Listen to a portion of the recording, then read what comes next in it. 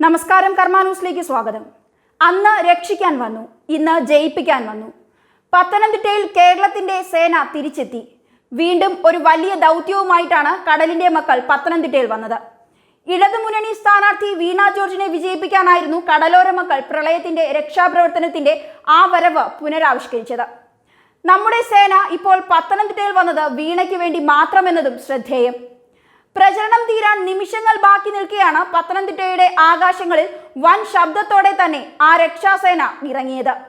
അവർ പറയുന്നത് ഇങ്ങനെ: അന്ന് ഞങ്ങൾ വന്നത് പത്തനംതിട്ടയിലും ആറന്മുളയിലുമൊക്കെയുള്ള മനുഷ്യരെ രക്ഷിക്കാനായിരുന്നു. അന്ന് ഞങ്ങളെ മതവും രാഷ്ട്രീയവും നോക്കാതെ ഇവിടേക്ക് എത്തിച്ചതും സഹായങ്ങൾ തന്നതും വീണ ജോർജ് ആയിരുന്നു. ആ വീണ ജോർജിനെ സഹായിക്കുക എന്നത് പ്രളയനാടിന്റെ കടമയും ബാധ്യതയുമാണ്. പ്രളയം വന്നപ്പോൾ ചങ്ക് പറിച്ച് ജീവൻ പണയം വെച്ച് ഓടി വന്ന കടലിന്റെ മക്കൾ വീണ്ടും പത്തനംതിട്ടയിലെത്തി. ഇത്തവണ അവർ വന്നത് ജീവൻ രക്ഷിക്കാനല്ല, സമ്മതിദാന അവകാശം നേരായി വിനിയോഗിക്കാൻ ജനങ്ങളോട് പറയാനാണ്.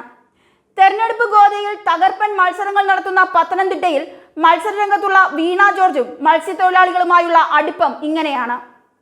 ഓഗസ്റ്റ് 15-ന് പമ്പാ നദി കരകവിഞ്ഞ് ആറന്മുള മുഴുവൻ മുങ്ങിത്തുടങ്ങിയപ്പോഴാണ് ബോട്ട് വേണമെന്ന ആവശ്യം സ്ഥലം MLA-യുടെ ബുദ്ധിയിൽ ഉദിച്ചത്.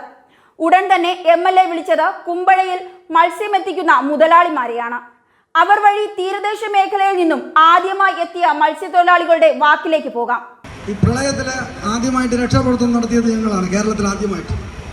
അതിന് ഓഗസ്റ്റ് 15-ാം തീയതി രാത്രി 9:30 മണിക്ക് ആറന്മുള പോലീസ് സ്റ്റേഷനിൽ നിന്നും 8 പോലീസുകാരെ രക്ഷപ്പെടുത്തിക്കൊണ്ട് വരുമ്പോൾ വീണ ജോർജ് എൻ്റെ വള്ളത്തിൻ്റെ അണിയത്ത് നിന്നുകൊണ്ട് പറയുകയാണ്: മിനിസ്റ്റർ, ആരോട് സംസാരിക്കുന്നത് എനിക്കറിയില്ല, മിനിസ്റ്റർ എത്രയും പെട്ടെന്ന് 4 വള്ളം വിട്ടു തരണം, മത്സ്യത്തൊഴിലാളികളെ കൊണ്ട് രക്ഷപ്പെടുത്തുവാൻ സാധിക്കുകയുള്ളൂ എന്ന് പറഞ്ഞ് കേൾക്കാനിടയായി.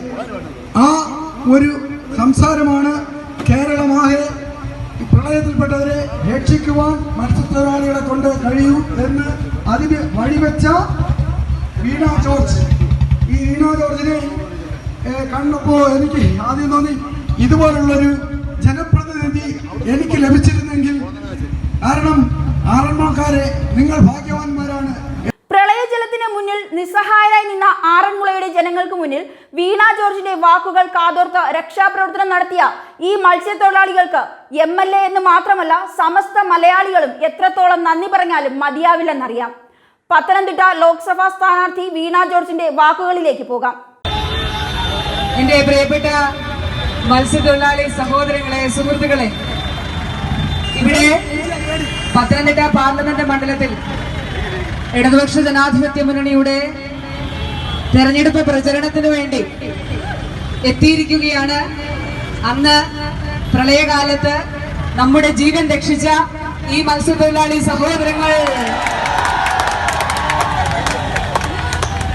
ഇവരോട് ഈ നാടിന്റെ നന്ദി ഒരിക്കലും പറഞ്ഞാൽ തീരാത്ത നന്ദി ഒരിക്കൽ കൂടി അറിയിച്ചുകൊണ്ട് ഈ തെരഞ്ഞെടുപ്പ് പ്രചരണത്തിലേക്ക് ഇടതുമുന്നണിയുടെ വിജയത്തിനു വേണ്ടി എത്തിയ എന്റെ ഈ സഹോദരങ്ങളോട് ഹൃദയം നിറഞ്ഞ നന്ദി അറിയിക്കുകയാണ്.